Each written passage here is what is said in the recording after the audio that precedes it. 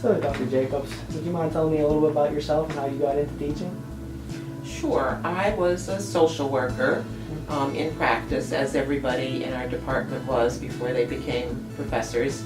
I was working in mental health, or what we call behavioral health now, in Massachusetts with folks who had really chronic mental health problems.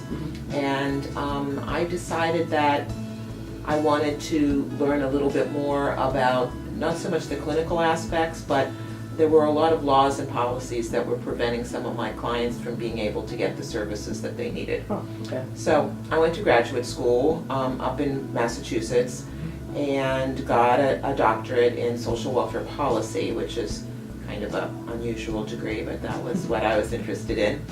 And then I started teaching, because one of my feelings is that policy, law basically, really guides a lot of what social workers do, who they can serve, how we can serve them, why we might not be able to serve them. And that's, I wanted to make sure that besides being good clinicians, social workers understood about the laws and how they could influence them, as well as how they were influenced by them. Oh, very cool. So in terms of the program, is there any classes you recommend that students really should look at, or in terms of licensure that they should pursue?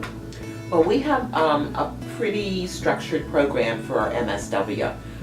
We have what's called a cohort program, which means that we only admit students once a year, and you pretty much go through the program together with all of the other students that are admitted at the same time. Oh, cool.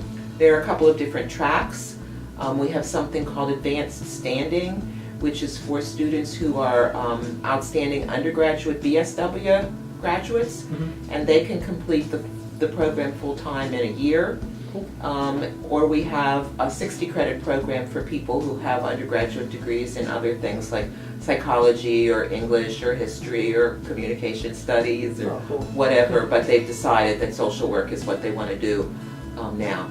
So in terms of specific recommendations for courses, they're all good as far as I'm concerned, and they all put them all together, and you get a professional degree after either 2 years or 1 year that allows you to take the licensing exam for social workers. Cool. So after graduating with a master's in social work, where do you see the job opportunities lie for these students? Well, what happens for many of our students is we do what's called a field placement. It's like a very intensive internship under the supervision of an MSW in an agency, and they have to do that for 900 hours during their 60 credit program. And many of our students get jobs through their field placements with the agencies that they've worked with. If there's not a job opportunity there, then they have, by the time they're done with the program, done a pretty good job of networking with other agencies, and they know the kinds of places in the community that are looking for MSWs.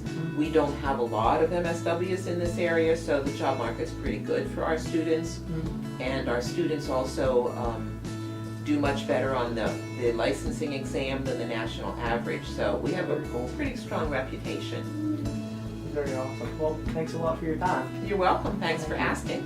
Bye-bye.